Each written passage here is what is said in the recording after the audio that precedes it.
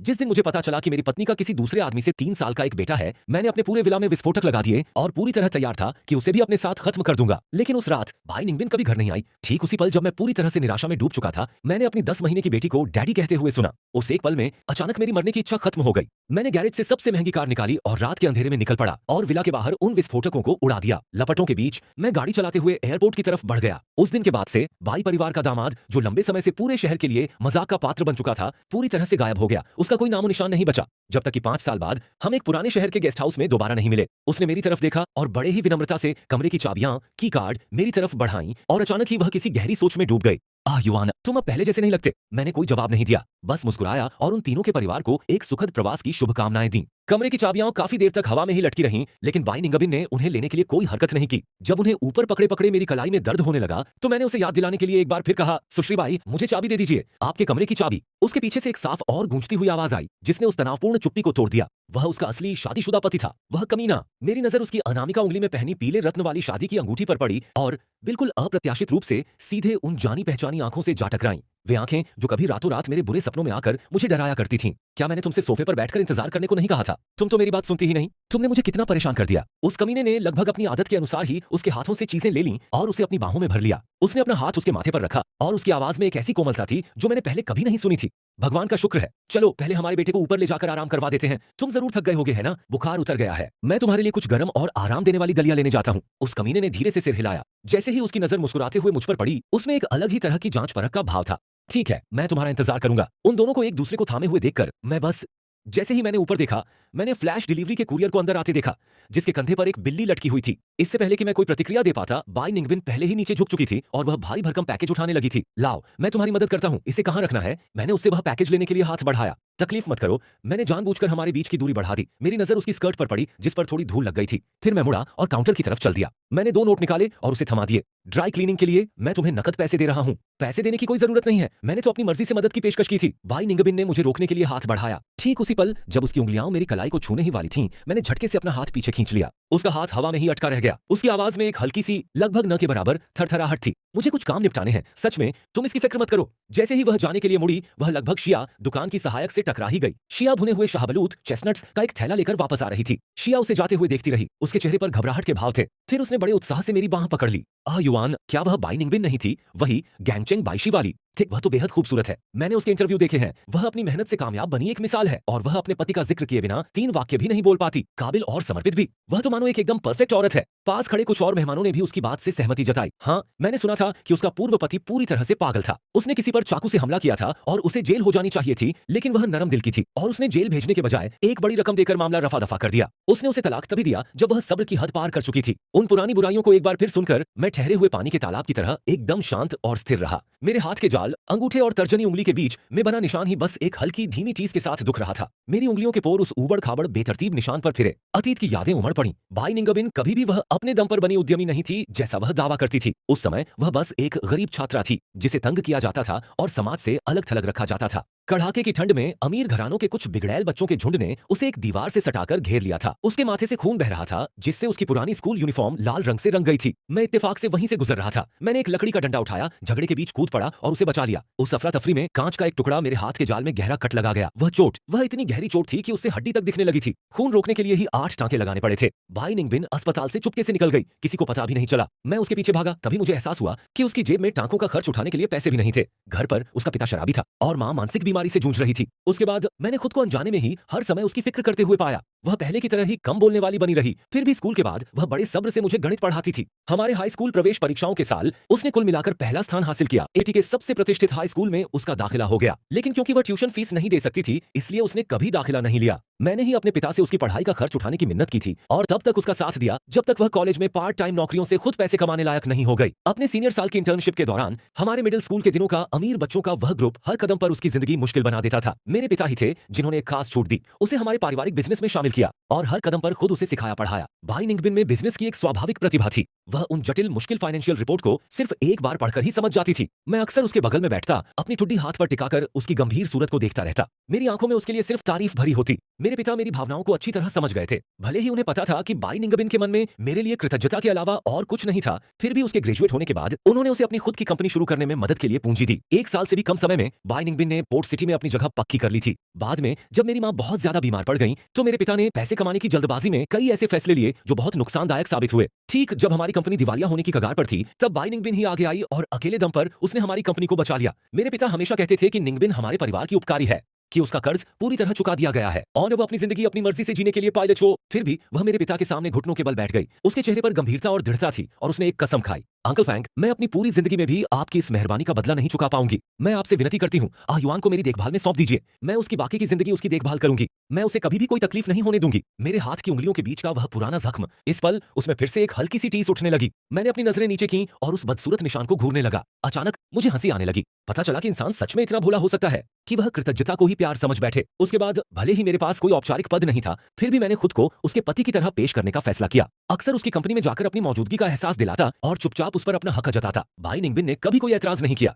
उसने मुझे अपना पर्सनल असिस्टेंट चुनने का काम भी सौंपा और खास तौर पर मुझे हिदायत दी कि मैं बस एक तेज तर्रार और काबिल लड़की चुनूं। लेकिन इंटरव्यू वाले दिन मेरी नजरें फौरन जियानली पर जा टिकी, जो उन सभी उम्मीदवारों में सबसे साधारण दिखने वाली थी। ऐसा इसलिए नहीं था कि उसमें कोई खास आकर्षण था। सच कहूं तो जियानली कोई बहुत ज्यादा आकर्षक नहीं थी, बल्कि ऐसा उसकी आंखों की वजह से था। वे हूबहू बाई निंगबिन की दिवंगत मां की आंखों जैसी थीं। जब बाई निंगबिन की मां की मानसिक हालत ठीक थी तो वह अपनी बेटी के साथ बेहद प्यार से पेश आती थीं। बाई निंगबिन के उदास और बेरंग बचपन में वही एकमात्र उम्मीद की किरण थीं और इसलिए बिना कोई और सवाल पूछे मैंने उसी वक्त जियानली को नौकरी पर रखने का फैसला कर लिया। जिस पल बाई निंगबिन ने जियानली को देखा, ठीक उसी शाम घर लौटने पर वह पूरी तरह से अपना आपा खो बैठी और उसकी आंखों में आंसू भर आए। वह मुझसे लिपट गई, फूट फूट कर रोने लगी। उसका शरीर कांप रहा था और वह बार बार मेरा शुक्रिया अदा करती रही। उसे देखकर मेरा दिल पसीज गया। इसलिए मैं अक्सर जियानली को मेहमान के तौर पर अपने घर बुलाने लगा और जानबूझकर उन दोनों को एक दूसरे के साथ समय बिताने के मौके देने लगा। मुझे लगा कि मैं उसकी मदद कर रहा हूं, लेकिन मुझे जरा भी अंदाजा नहीं था कि अपने ही हाथों से मैं असल में खुद को एक गहरे गर्त में धकेल रहा था। गपशप करने वाली भीड़ छूट गई और मैं भी अपने ख्यालों से बाहर आ गया। आदत के मुताबिक मैंने अपनी बेटी की फ्रेम की हुई तस्वीर उठाई और उसे धीरे से पोंछकर साफ करने लगा। शिया, जो कुछ शाहबलूत चेस्टनट्स खा रही थी, मेरे पास सरक कर आ गई।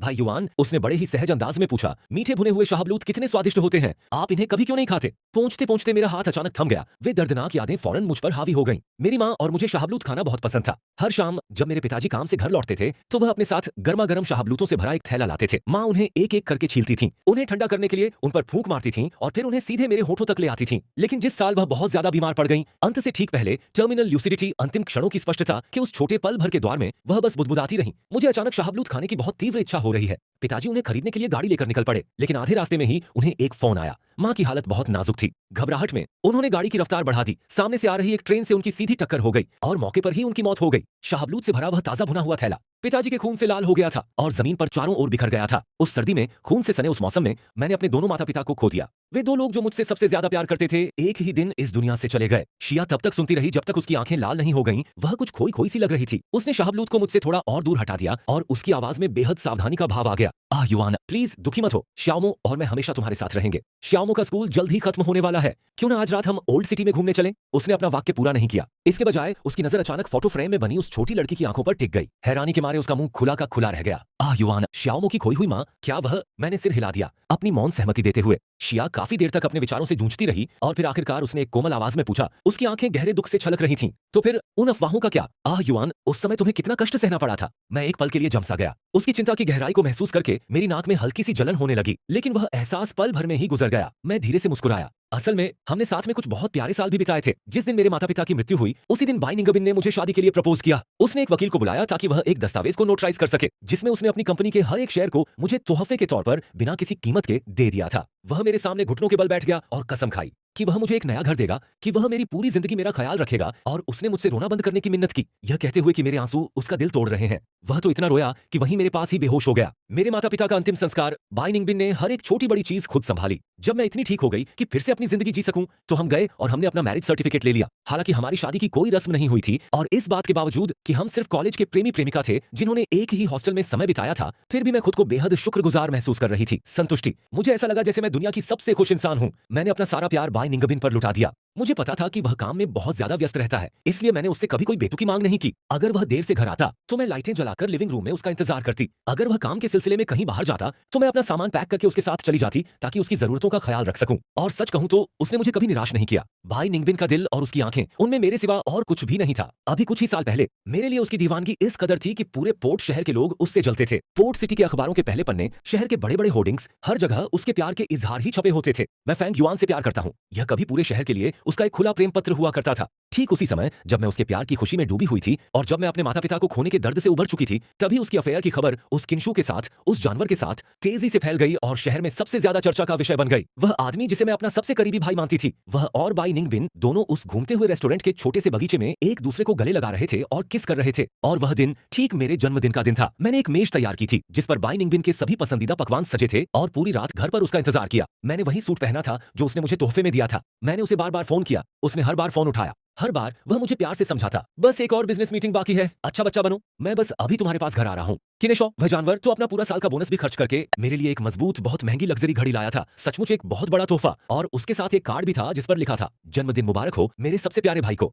खुशियों से भरी उस रात मुझे लगा जैसे पूरी दुनिया मेरी मुट्ठी में है। लेकिन मुझे जरा भी अंदाजा नहीं था कि जो लोग मुझे सबसे गहरा जख्म देंगे वे वही दो लोग होंगे जिनकी मुझे सबसे ज्यादा परवाह थी। जिस पल मैंने ट्रेंडिंग न्यूज देखी, मैं पागलों की तरह गाड़ी दौड़ाता हुआ निकल पड़ा। मेरी आंखों से आंसू बह रहे थे जिससे मुझे धुंधला दिखाई दे रहा था। 2 बार तो मैं दूसरी गाड़ियों से टकराते टकराते बचा, लेकिन मैं इन सब बातों पर ध्यान नहीं दे पा रहा था। मैं बस उन दोनों को ढूंढकर उनसे जवाब मांगना चाहता था। जब मैं आखिरकार उस घूमते हुए रेस्टोरेंट में पहुंचा तो मैंने किनशॉ को वहीं खड़ा देखा। उसने बड़े ही नजाकत से बाई निंगबिन के लिए गाड़ी का दरवाजा खोला। मैंने अपनी गाड़ी का दरवाजा जोर से खोला और उनकी तरफ लपका। बाई निंगबिन ने फौरन उस जानवर के आगे आकर उसे ढाल की तरह बचाया। उसकी नजरें बर्फ की तरह ठंडी हो गईं। वह मेरे सामने खड़ा था, उसके चेहरे पर जरा भी शर्मिंदगी नहीं थी। फेंग युआन, वह जानवर उसके पीछे से झांका। यह सब हंगामा किस लिए है? उसने हमेशा की तरह उसी प्यार भरे अंदाज में मेरा स्वागत किया। उसकी गर्दन पर सफेद कपड़ों के ऊपर बाई परिवार की खानदानी निशानी वाला हार था। एक ऐसा हार जो मुझे हमेशा से बहुत पसंद था, लेकिन जिसे पहनने की हिम्मत मैं कभी नहीं जुटा पाया था। उस हार के ठीक बगल में एक गहरे लाल रंग का हिकी, प्यार का निशान, मेरी आंखों में ऐसे चुभ रहा था जैसे किसी ने गर्म लोहे से दाग दिया हो। पागलों की तरह मैं उस पर टूट पड़ा, उसे नोचने और खरोंचने लगा। मेरे घूंसे उस पर बरसने लगे, हर घूंसा पिछले वाले से ज्यादा जोरदार था। मैंने जवाब मांगा, मैंने तुम्हारे साथ कितना अच्छा बर्ताव किया।